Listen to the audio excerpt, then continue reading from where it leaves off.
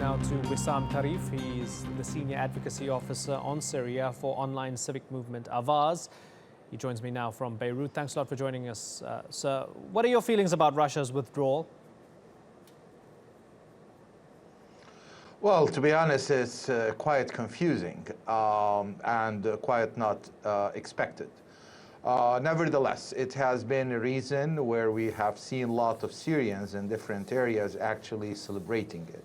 If you talk to Syrian activists, most of those consider it as kind of a victory. My views, I'm quite more conservative, I think, about it. I think Putin is sending a message in which to the world and to the Syrian that the mission in which they came to achieve in Syria has been accomplished, in the sense of the state of power has changed, the cessation of hostilities has been achieved, and I think therefore the Russian support to the Syrian regime has its limitation. It's not like they want to cross further lines, and I think that's the main message I take from the announcement, and we still have to see it happening, because it's one thing to say and another thing to actually do it. Do you believe that Bashar al-Assad is losing his lifeline and that the regime might be in trouble?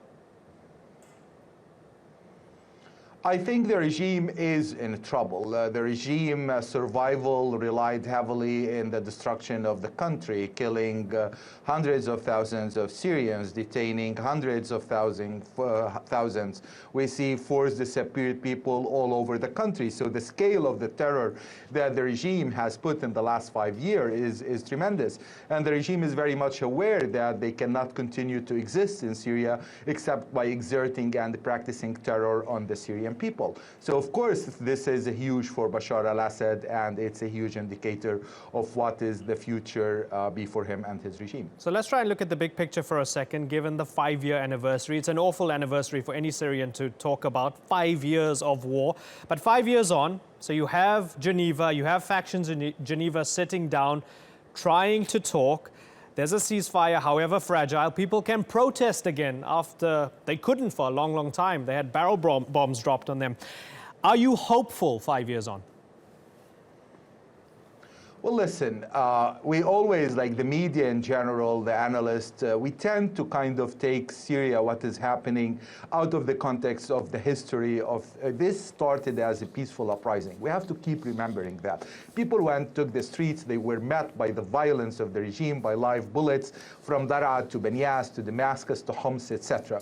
After 8 months, we've seen the protesters moving and organizing from a peaceful movement to people who need to defend themselves, to reaching where we are now. Yes, there is a Geneva process. Yes, there is a cessation of hostility, where we have seen for the last 2 Fridays, people taking the streets, coming back and saying, well, look, you've destroyed what you have destroyed. You've killed so many of us. You've detained hundreds of thousands of us. But we still have the same demand. And what they are demanding is the change of regime, is the removal of Bashar al-Assad and those who have killed a lot of Syrian people. Moreover, let's not forget that for the first time, we see protesters storming literally a prison of Al-Qaeda and taking out some of their people, specifically in Idlib. So we've seen the protesters taking the streets this time in these 2 Fridays against al-Assad regime and against the terrorism that some fanatic groups